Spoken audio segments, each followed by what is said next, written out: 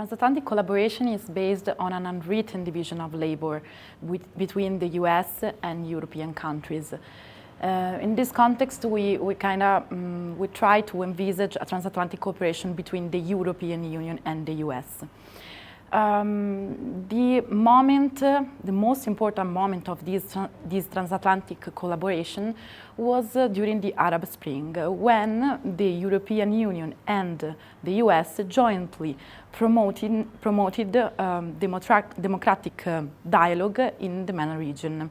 As an example, in Tunisia, the European Union, through its election observation mission, and the US, through its big financial aid, tried together to promote democratic dialogue within the political environment of Tunisia.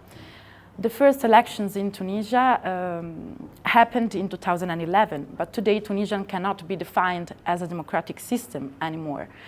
So this transatlantic collaboration had, of course, influenced the European Union policies towards the MENA region and the US policies towards the MENA region, but not jointly, not together, but with two different approaches that did not have significant effects on the stability of North Africa and Middle East.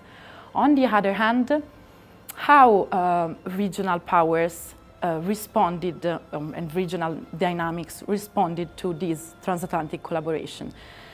We don't see a lot of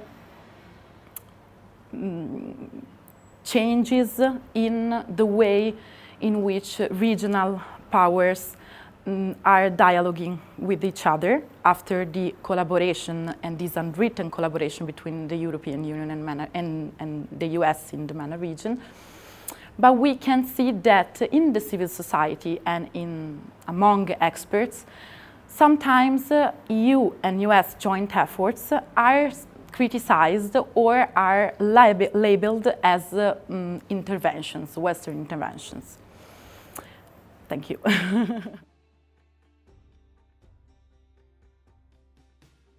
One of the main innovative approaches that I propose to implement would be to not to abandon the EU financial instruments, but to use other instruments together with the financial instruments, such as the Neighborhood Development and International Cooperation Instrument. So other mechanisms that can see the European Union as the mediator of this socio-political dialogue across the Mediterranean, between Southern European countries and Northern African and Middle Eastern countries, and to enhance the dialogue between the civil society across the Mediterranean. For example, one of the instruments that I propose to implement will be like a system of confederation of NGOs that can directly dialogue with EU institutions beyond the system of financial aid by the European Union to those NGOs, but a direct involvement of the European Union in the dialogue with these NGOs. Another mechanism that I propose to implement is, for example, reunion or assemblies such as the Covenant of Mayors in the MENA region or the Committee of Regions in the MENA region or across the Mediterranean between the European countries and the MENA countries.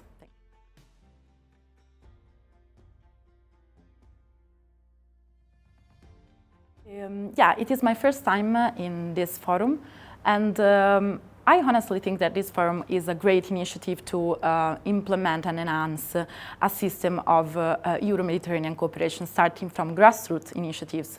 So young researchers that come together in a reunion, in assemblies, and through also workshops, in order to explain their point of views, in order to exchange knowledge and different perspectives on the Euro-Mediterranean cooperation policy.